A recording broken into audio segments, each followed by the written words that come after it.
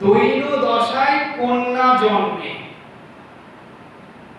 দৈন দশায় কন্যা জন্মে, এই প্রবাদবাহু আমার গৃহে যেন কাকতালীয়বৎ মিলিয়া গেল।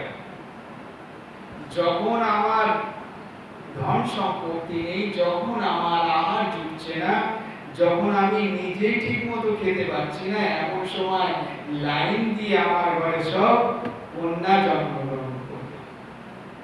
তাহলে দৈন দশায় কন্যা জন্মে, এটা হচ্ছে গৃহস্থ সমাজে, কেন সব সমাজে এই প্রচলিত ভাষায় প্রচলিত একটা প্রবাদ বাক্য, দৈন দশায় কন্যা জন্মে।